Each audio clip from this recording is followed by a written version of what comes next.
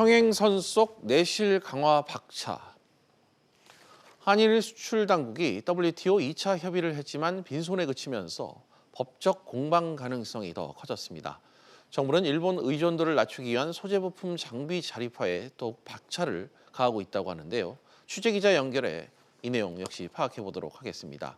권세혁 기자. 네. 한국과 일본의 수출 당국이 두 번째 만났지만 역시 평행선을 달렸는데 좀 상황이 어떤지 다시 한번 짚어주시죠.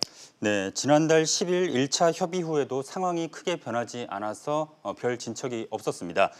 그 사이에 문재인 대통령과 아베 신조 일본 총리가 만났고 또 이낙연 국무총리도 일본을 다녀왔지만 별다른 진척이 없었습니다. 이런 가운데 2차 협의에서 우리 측은 일본 수출 제한 조치가 부당하다며 조속히 철회할 것을 재요구했습니다. 일본도 민생용으로 확인되고 군사 전용될 우려가 없는 품목들은 수출을 허가하고 있다며 기존 입장에서 전혀 벗어나지 않았습니다. 스위스 제네바에서 협의에 나섰던 우리 측 대표 설명 들어보시죠. 평가하기에 양측의 기존 입장이 그렇게 바뀌었다는 생각은 들지 않습니다. 홍 기자, 네. 한일 수출 갈등 결국 해를 넘기게 되는 이런 관측이 나오고 있네요. 네, 그렇습니다. 일단 3차 양자 협의 가능성은 낮습니다. 정부가 협의를 위한 협의는 더 이상 하지 않겠다고 선을 그었기 때문입니다. 앞으로 정부는 WTO 재판부에 해당하는 패널 설치 요청을 포함한 대안들에 대한 종합 검토에 나설 예정입니다. 일본이 전향적인 태도를 보이지 않는다면 시기가 문제일 뿐 결국 관련 절차를 밟을 것이라는 예상이 우세합니다.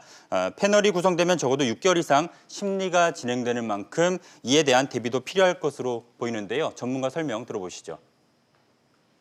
이번 회의는 절차상 성격이 강한 모임이었기 때문에 결론을 기대하기는 어려웠고요. 앞으로 패널이 구성이 될 것이니까 패널에서 일본의 주장을 반박할 수 있는 논리 개발이 시급한 과제가 되겠습니다. 네, 홍 기자. 또 네. 일본 의존도를 낮추기 위한 이른바 이 소부장 관련 대책도 좀 박차를 가하고 있죠. 네, 그렇습니다. 앞서 보셨던 것처럼 정부는 조금 전 소재 부품 장비 분야의 수요 공급 기업이 참여하는 4개 협력 사업을 승인했습니다. 관련 품목은 모두 해외의 90% 이상을 의존을 하고 있어서 기술력 확보가 시급한데요. 앞으로 5년 동안 1,800억 원 정도의 투자가 이루어지면 국내 수요의 최대 60%까지 감당할 수 있을 것으로 전망됩니다. 정부는 또 기초 원천 기술의 조기 확보에도 또한 나섭니다. 이를 위해 산학연 융합 기반의 4개 전략을 추진하고 연구개발 지원도 강화할 예정인데요. 설명 들어보시죠. 이러한 4P 전략에 입각한 기술 개발이 활발하게 전개되도록 시행 계획을 마련하고 관련 연구단을 선정하고 부처 연계 전용 트랙을 신설하며 플랫폼 시범 사업을 선정하는 등 후속 조치를 적극적으로 취해 나가도록 하겠습니다. 네, 홍 기자 잘 들었습니다.